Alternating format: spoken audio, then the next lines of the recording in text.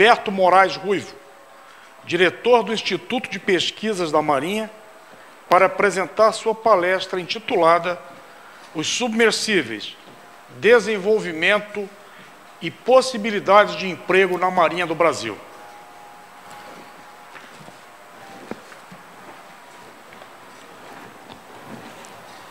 Bom dia a todos. Inicialmente, apresento meus cumprimentos às autoridades presentes, dentre as quais destaco os excelentíssimos senhores Almirante de Esquadra, Mauro César Rodrigues Pereira, ex-ministro da Marinha, senhor Israel Vargas, ex-ministro de Ciência e Tecnologia, Almirante de Esquadra Wilson Barbosa Guerra, secretário de Ciência, Tecnologia e Inovação da Marinha, excelentíssimos senhores Almirante de Esquadra, membros do Almirantado, excelentíssimos senhores almirantes, ilustríssimo senhor professor Segem Farid Stefan, diretor-geral do Instituto Nacional de Pesquisas Oceânicas e Hidroviárias, ilustríssimo senhor Dr. Roberto Ventura Santos, diretor de Geologia e Recursos Minerais do Serviço Geológico do Brasil, ilustríssimos senhores professores e doutores, prezados alunos, senhoras e senhores dessa distinta plateia, a quem agradeço pela presença. Dirijo-me também ao Centro de Excelência para o Mar Brasileiro, a todos os seus associados e parceiros, na pessoa de seu coordenador executivo, vice-almirante Luiz Felipe da Costa Fernandes, em nome de quem agradeço o honroso convite formulado ao Instituto de Pesquisas da Marinha para apresentar a palestra Os Submersíveis, Desenvolvimento e Possibilidades de Emprego na Marinha do Brasil. Para tratar do tema, utilizarei o seguinte roteiro. Inicialmente, farei uma breve introdução, procurando destacar os principais aspectos associados à Amazônia Azul, sua importância estratégica para o Brasil, que motiva a Marinha a investir em pesquisa e desenvolvimento, a preparar e aplicar o poder naval, estando apta a cumprir a sua missão constitucional. Apresentarei alguns conceitos e classificação de submersíveis, com foco em veículos submarinos remotamente operados, os ROV, e, em especial, nos veículos submarinos autônomos, os VSA. Apresentarei uma relação das principais tecnologias de interesse relacionadas à pesquisa e desenvolvimento para esses veículos, as possibilidades de emprego na Marinha e os desenvolvimentos no Brasil e no mundo, concluindo com as minhas considerações finais.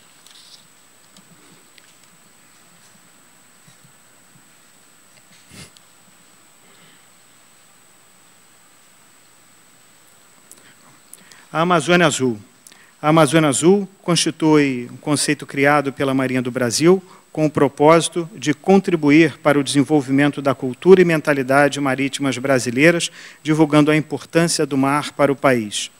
No final da década de 50, a Organização das Nações Unidas passou a discutir o que seria mais tarde a Convenção das Nações Unidas sobre os Direitos do Mar, motivado pela crescente consciência sobre o potencial das riquezas nele existentes. Dentre os tópicos da referida discussão, constavam a ampliação do mar territorial para 12 milhas, a criação da zona contígua, com mais 12 milhas marítimas de largura, e o estabelecimento da Zona Econômica Exclusiva, situada além do mar territorial, com 188 milhas marítimas de largura e não se estendendo além das 200 milhas. A Convenção das Nações Unidas sobre os Direitos do Mar permitiu ainda que os estados costeiros pudessem apresentar à Comissão de Limites da Plataforma Continental os seus pleitos sobre o estabelecimento do limite exterior de suas plataformas continentais, além das 200 milhas, até um limite máximo de 350 milhas marítimas. Coletando dados por cerca de 10 anos, com apoio da Marinha, da Petrobras e da comunidade científica, o Brasil apresentou, em setembro de 2004, a sua proposta àquela comissão, pleiteando uma extensão dos limites de sua plataforma, que corresponde a uma área de 963 mil quilômetros quadrados. Após aceitas as recomendações da comissão pelo Brasil e apresentada uma nova proposta revisada, os espaços marítimos nacionais poderão atingir aproximadamente 4,5 milhões de quilômetros quadrados. É uma área enorme, que corresponde a aproximadamente metade do território nacional. Ou ainda, possui dimensões comparáveis à Amazônia. é o que a Marinha vem chamando de Amazônia Azul, com o objetivo de alertar a sociedade não só para a importância estratégica, mas também comercial desse importante patrimônio. Dentre as inúmeras riquezas encontradas na Amazônia Azul, destaca-se a existência em abundância do petróleo. Esse slide mostra a evolução histórica das bacias petrolíferas no Brasil. O levantamento da plataforma continental, LEPLAC, iniciou-se em 1987 e estava terminado em 1996, 10 anos antes das descobertas do pré-sal. Destaco, assim, aqueles que tiveram a visão estratégica de realizar o referido levantamento, que garantiu ao Estado brasileiro o importante direito à exploração do solo e subsolos marinhos antes de tão relevante descoberta. No que se refere à produção brasileira de petróleo, de cerca de 2 milhões de barris por dia, aproximadamente 92% são extraídos das plataformas localizadas na Zona Econômica Exclusiva, portanto, na Amazônia Azul. Isso corresponde, em valores, a aproximadamente 5,5 bilhões de dólares por mês. Já são produzidos diariamente pela Petrobras no pré-sal mais de 400 mil barris de petróleo por dia. Em 2017, espera-se atingir a marca de 1 milhão de barris por dia. Além do petróleo, o Fundo Marinho apresenta a ocorrência de recursos minerais diversos, de grande relevância estratégica e comercial. Dados do Departamento Nacional de Produção Mineral indicam a presença de diversos minerais, dentre os quais destacam-se a fosforita, o ferro, o manganês, entre outros já citados na apresentação anterior. Em 2013, o comércio exterior brasileiro registrou a cifra de 481 bilhões de dólares.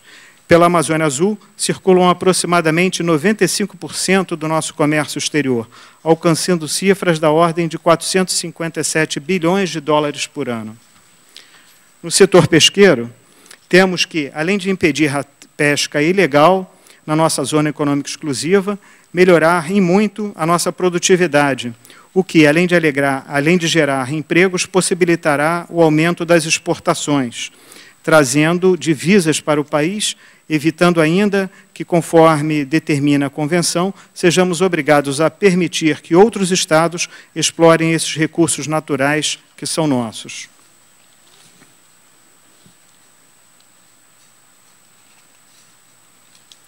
Considerando as riquezas existentes na Amazônia Azul e sua importância estratégica e comercial para o Brasil, devemos protegê-la da cobiça e das ações criminosas. O slide apresenta um sistema denominado SIS-GAAS, é o Sistema de Gerenciamento para a Amazônia Azul, que a Marinha começa agora a providenciar o seu desenvolvimento, e, na realidade, esse sistema ele procura dotar a Marinha de capacidade para poder conhecer em detalhes tudo o que está acontecendo ao longo dessa enorme área. Então, para que a Marinha do Brasil possa cumprir com êxito a sua missão constitucional, precisam ser alocados recursos e meios imprescindíveis para a vigilância e a proteção desse imenso patrimônio e para honrar os nossos compromissos internacionais. O preparo e a aplicação do poder naval, indispensável ao cumprimento da missão da Marinha, está diretamente associado ao desenvolvimento científico e tecnológico do Estado brasileiro. Dessa forma, a Marinha do Brasil vem procurando o rumo a novos patamares no que se refere à capacitação do seu pessoal, à modernização dos seus meios e ao desenvolvimento de seu sistema de ciência, tecnologia e inovação, trabalhando em estreita cooperação com universidades, instituições de ciência e tecnologia e empresas da base industrial de defesa. Nesse contexto, as pesquisas visando a obtenção dos veículos submarinos autônomos e o seu emprego na Marinha podem agregar grande valor ao poder naval, gerar tecnologias de emprego dual e reduzir custos e riscos nas operações militares. Passo agora, então, a falar dos principais conceitos e classificação de submersíveis e veículos autônomos.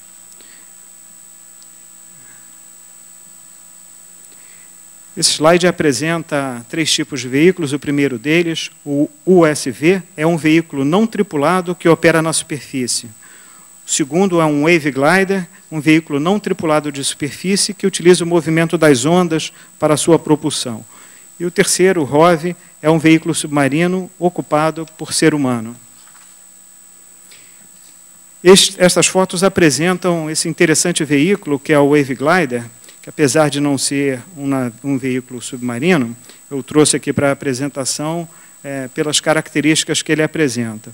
Ele possui células fotoelétricas na parte superior dessa prancha para alimentar os seus sensores e remos horizontais acionados por um cabo vertical em função do movimento das ondas, de tal forma que este veículo consegue, deste modo, realizar missões em áreas remotas, permanecendo vários meses no mar e coletando dados acima e abaixo da linha d'água. É um veículo bastante interessante para oceanografia e vigilância diária. Nestes tipos de veículos, apresentados nesse slide, eu concentrarei meus comentários nessa apresentação. O UUV é um veículo não tripulado subaquático e inclui os ROV e AUV. O ROV é um veículo submersível, operado remotamente por uma pessoa a bordo de uma embarcação. E o AUV é um veículo submersível que não precisa de controle humano, podendo realizar autonomamente a sua missão. O glider submarino é um tipo de AUV que plana no meio líquido, variando sua flutuabilidade. As principais características são as seguintes.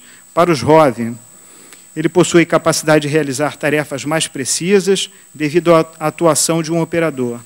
Entretanto, ele requer um operador, normalmente fica numa embarcação próximo ao local da operação. Ele possui a capacidade de receber energia e trafegar dados via cabos, que, entretanto, também limitam o seu deslocamento. O AUV, ele independe do operador, e a inexistência de cabos propicia maior mobilidade a esse veículo.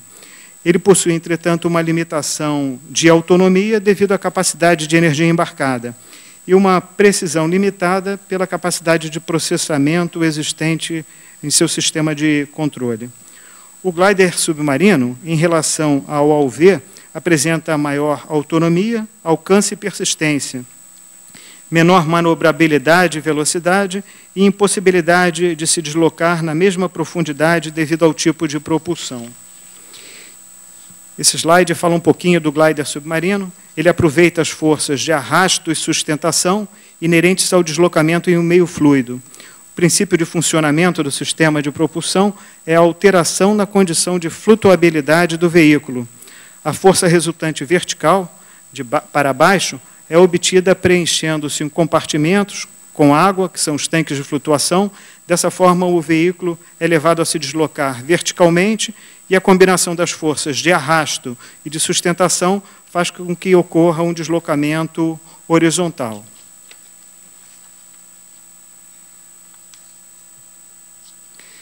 Esse filme ilustra exemplos de veículos do tipo AUV, glider submarino e ROV.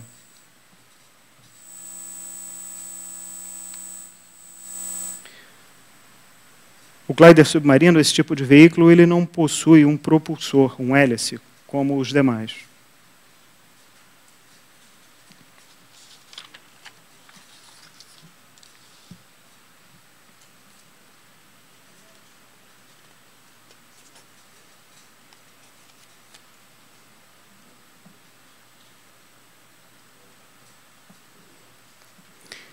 Conceitos e classificação.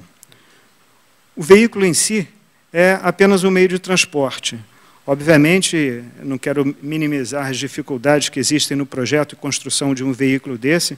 É preciso que sejam feitas muitas pesquisas, de forma que se possa atender à otimização dos requisitos, principalmente autonomia, alcance, velocidade, tempo de resposta, ocultabilidade, entre outros. Os sistemas embarcados podem ser considerados indispensáveis para o funcionamento do veículo. E a carga útil, por conceito, está associada ao cumprimento da missão.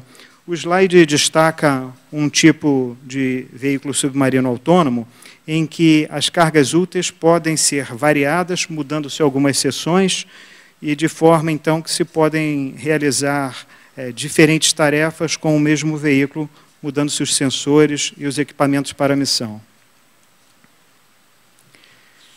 Os AUV podem ser classificados pelo seu peso e profundidade de operação. Quanto ao peso, podem ser divididos em 4 classes: os portáteis, os leves, os pesados e os muito pesados. E quanto à profundidade em que operam, podem ser divididos em 4 classes também: rasa, média, profunda e extremamente profunda.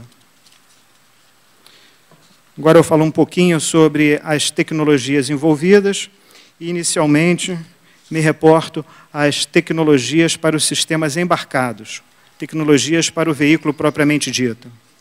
A estrutura deve ser capaz de suportar as condições ambientais, para suportar elevadas pressões, materiais especiais e projetos estruturais de complexidade considerável podem ser necessários.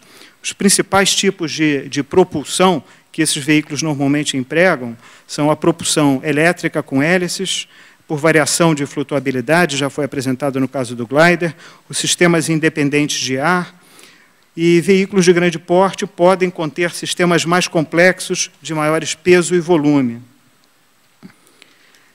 O sistema de navegação mais comum é o inercial. E quanto a armazenamento de energia, as baterias de íon lítio, que são as baterias que apresentam a melhor relação de custo-benefício, com relação a peso, volume, duração da missão e também densidade energética. A comunicação submarina é realizada principalmente com a tecnologia acústica. Entretanto, o desenvolvimento de sistemas acústicos de baixa potência ainda representa uma barreira a ser vencida. E com relação aos controles embarcados, são desenvolvidos com técnicas de processamento em tempo real e devem prover toda a capacidade decisória para que o veículo possa, então, cumprir sua tarefa.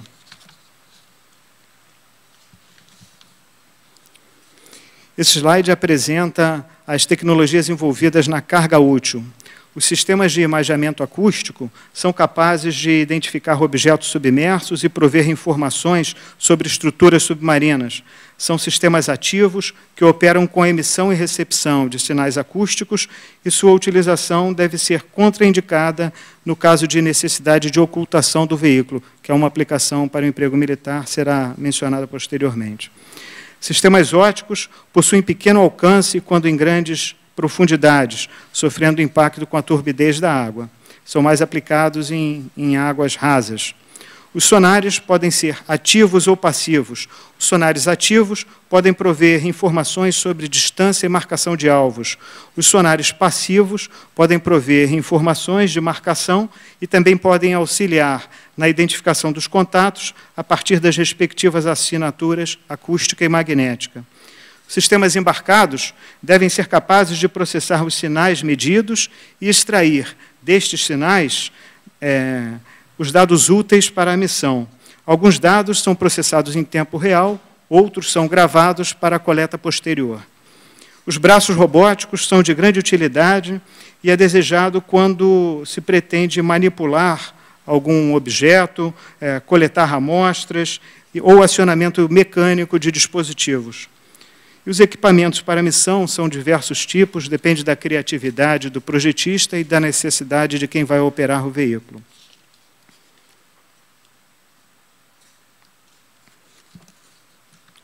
Passo agora a apresentar possibilidades de emprego na Marinha. E falo sobre o emprego presente dos veículos autônomos.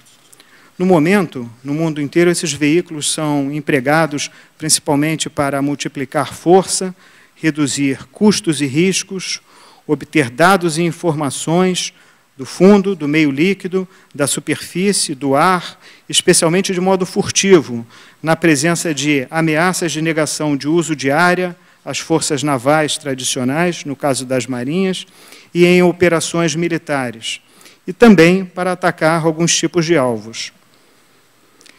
A visão de emprego futuro, espera-se que os veículos sejam capazes de localizar, acompanhar, identificar, trecar e destruir alvos, quer eles estejam no fundo, no meio líquido, na superfície, no ar e em terra, autonomamente, entretanto, participando de forma integrada de uma rede de dados no campo de batalha. Esse daí é a missão vislumbrada para o emprego militar no futuro do veículo. Vantagens operacionais dos AUV. São veículos que possuem uma elevada autonomia, permitindo o uso de sensores e armas com baixo custo por extensos períodos. Eles apresentam a redução de riscos de exposição do pessoal às condições ambientais e também ao inimigo. Eles são veículos cuja ocultabilidade é caracterizada pelas suas baixas assinaturas acústica e eletromagnética, devido às pequenas dimensões e muitas das vezes empregando os cascos de fibra de carbono e materiais compostos, são de detecção extremamente difícil, mesmo por sonares ativos. Eles têm uma facilidade de lançamento e recolhimento, podem ser lançados de pequenos botes, de navios, e até mesmo de terra e de submarinos. Possuem uma elevada adaptação ambiental, podem operar em diversas profundidades, condições climáticas severas, em mar revolto, em regiões tropicais ou no Ártico. Possuem também a característica da persistência, podem permanecer por longos períodos na área de ação, mesmo em condições adversas, buscando maiores profundidades para se ocultar. Bom, quanto ao emprego, eu identifiquei aqui 3 categorias de emprego: o emprego tipicamente militar, o emprego dual e o emprego tipicamente civil. Com relação ao emprego tipicamente militar, eu destacaria as ações de inteligência, vigilância e reconhecimento, contramedidas de minagem, guerra antissubmarino, alvo submarino, geração e simulação de contato sonar com contatos falsos, medidas de ataque às comunicações e ataque antecipado. Esse slide apresenta um cenário fictício de emprego de AUV em operações militares, realizando operações de inteligência, contramedidas de minagem e comunicações em rede. O slide mostra aí o AUV se comunicando com outros submarinos, se comunicando com navios, com satélite, participando de uma rede integrada de comunicações, também fazendo varreduras de minas que estão aí mostradas na figura. O filme ilustra alguns exemplos de emprego militar de AUV e ROV.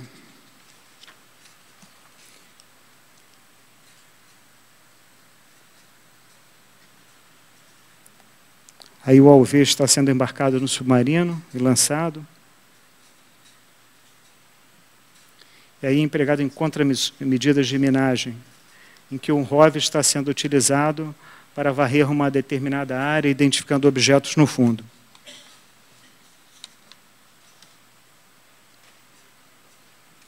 Emprego dual. Inspeção, identificação e manutenção. A inspeção aí principalmente ligado às estruturas, emprego na oceanografia, diversos tipos de avaliações podem ser feitos, conforme mostrado no slide. Pode ser empregado em comunicações e link em redes, em deposição de cargas, podem ser também em minas, podem ser cargas para a indústria petrolífera, busca e resgate submarinos, apoio a operações de mergulho, apoio à pesquisa e desenvolvimento de sistemas submarinos.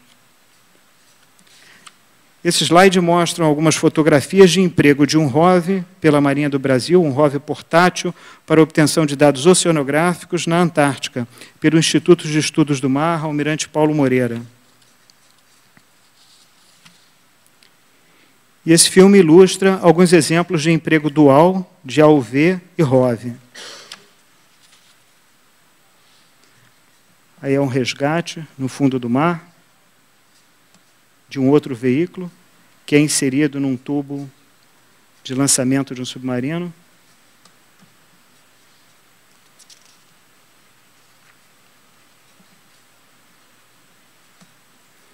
Um veículo transportando outro veículo e fazendo lançamento.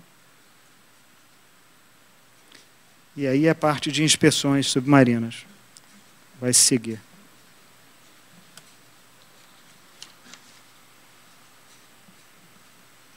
Aí um veículo inspecionando um duto submarino. Imageamento óptico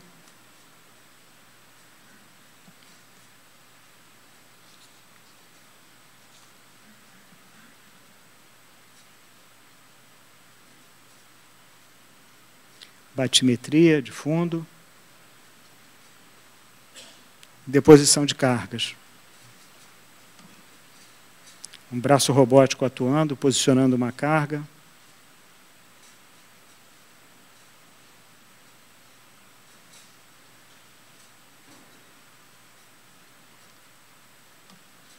Poderia ser um dispositivo de detonação de uma mina submersa.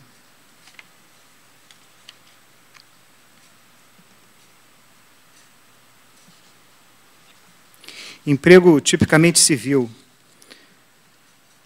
Foram identificados os seguintes tipos de empregos civis, GAUV e ROV. Apoio à atividade prospectiva, petróleo e minerais, apoio à atividade pesqueira, pesquisa histórica em arqueologia submarina. Também poderiam citar inspeções ambientais relacionadas a vazamentos de óleo e gás. Bem, essa tabela, ela procura mostrar como o emprego varia em função da classificação de peso dos diversos tipos de veículos. Diferentes empregos requerem veículos com características específicas. Poderíamos dizer, de uma forma geral, que os veículos portáteis, pelas suas reduzidas dimensões e consequentes limitações em termos de raio de ação, são empregados prioritariamente em águas rasas e próximos à sua base operacional. Veículos muito pesados, pelas suas dimensões intrínsecas, apresentam maior raio de ação e podem permanecer por períodos prolongados longe de suas bases. São mais empregados em guerra antissubmarino, para deposição de cargas e operações de minagem. Veículos leves e pesados são empregados principalmente em atividades de inteligência, comunicações e caça-minas. Passo agora a apresentar o desenvolvimento no Brasil e no mundo.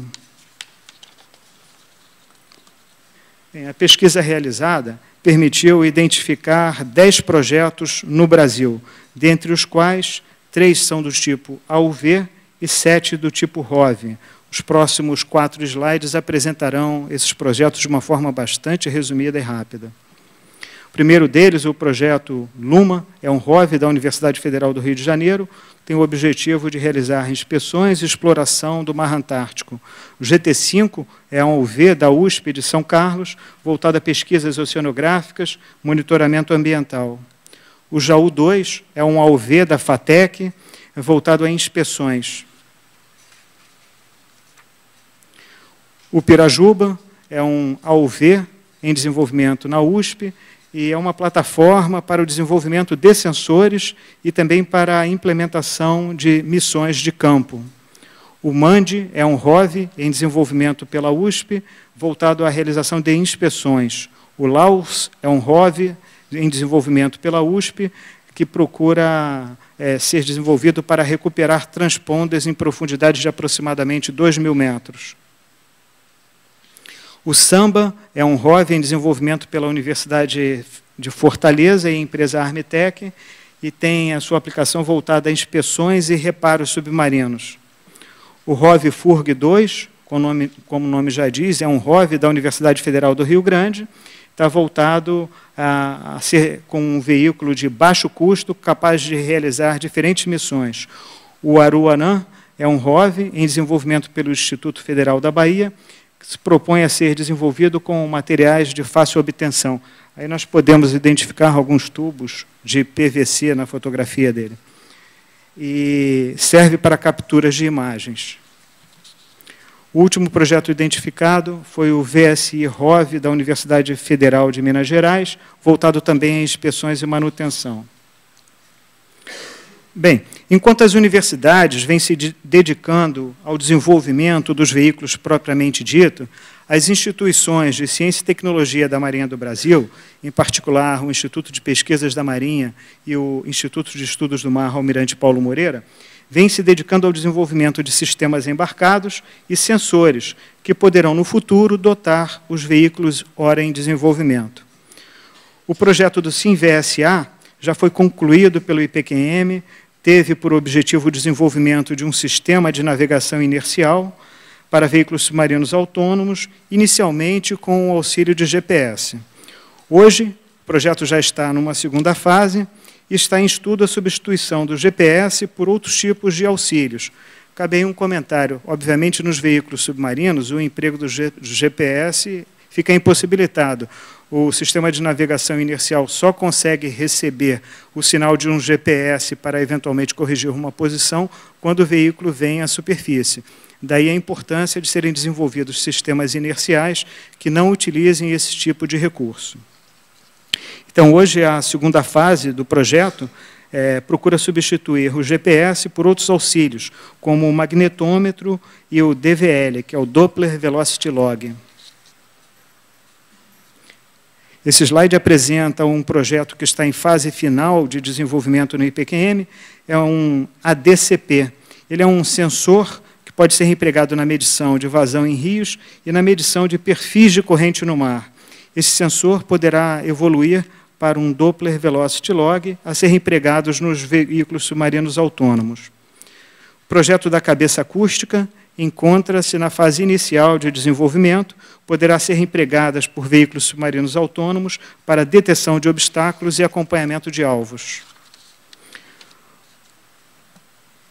Esse slide mostra o projeto de um modem acústico, é um modem definido por software que está em desenvolvimento no Instituto dos Estudos do Mar, Almirante Paulo Moreira. Ele visa permitir a comunicação de um AUV com estações submarinas, de superfície e redes acústicas submarinas. Ele permitirá a transmissão de dados, posicionamento e comando e controle. Já foram realizados com sucessos alguns testes de campo com transmissão digital submarina de navios e estação submarina para submarino. O projeto do multiperfilador oceanográfico descartável permitirá ao AUV embarcar sensor de temperatura, baseado na tecnologia de fibra ótica para a perfilagem do campo termoalino submarino. Esta tecnologia pode também ser expandida para outros parâmetros, como velocidade do som na água, salinidade e pressão. As pesquisas são realizadas pelo IEAPM em parceria com o CBPF.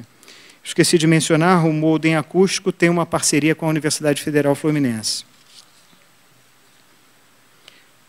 Bom, eu passo agora a apresentar alguns dados do mercado mundial de veículos marítimos não tripulados, aí incluindo também os veículos submersíveis.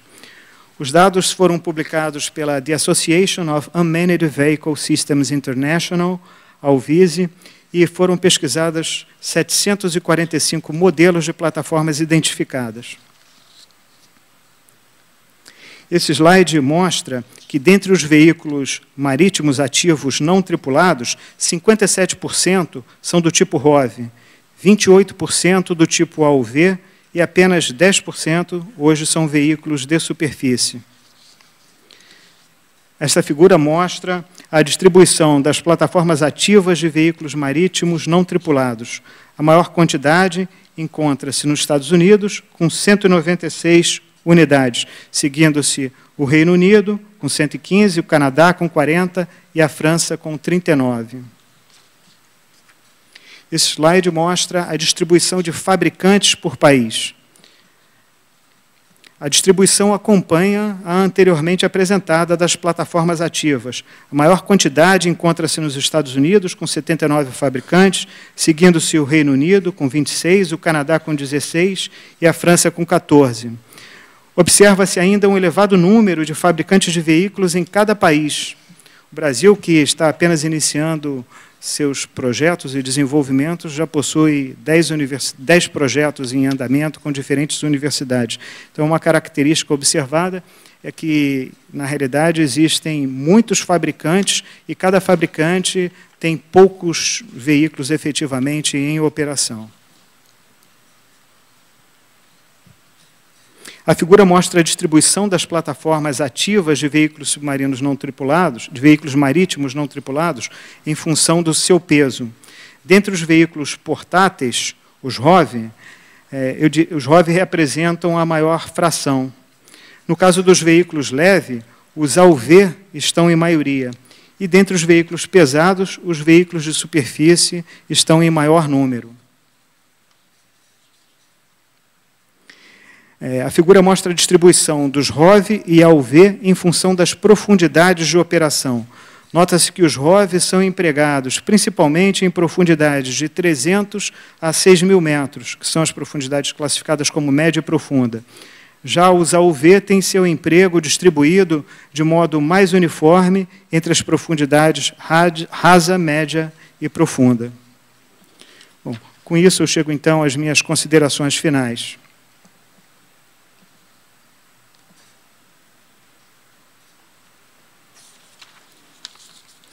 O desenvolvimento das tecnologias necessárias ao AUV tem merecido atenção crescente no mundo. A Marinha do Brasil está atenta para esse tema. No momento, existe um grupo de trabalho em andamento que está estudando diversos aspectos relacionados à aplicação de AUV. O objetivo é ampliar a aplicação que hoje já existe e identificar que categorias, que tipos de veículos e que tarefas poderão ser realizadas com maior facilidade por veículos, principalmente com desenvolvimento nacional. Bom, o emprego de AUVs representa relevante avanço nas atividades de oceanografia e defesa nacional. Os veículos podem operar por períodos longos e sob condições ambientais adversas. Apresentam custos de aquisição e manutenção bastante inferiores ao dos meios tradicionais utilizados para operações equivalentes. E o crescente emprego dos AUV na Marinha do Brasil propiciará a execução de missões militares, minimizando seus riscos e custos e otimizando o tempo de resposta às possíveis ameaças. A vigilância e a aplicação de contramedidas de minagem em canais de acesso e em áreas restritas, a ampliação do poder naval e a operação de forma integrada com o futuro Cisgás, contribuindo para a defesa dos interesses nacionais na Amazônia Azul. Com isso, eu encerro a minha apresentação e agradeço mais uma vez a oportunidade de estar aqui presente. Muito obrigado a todos. Bom dia.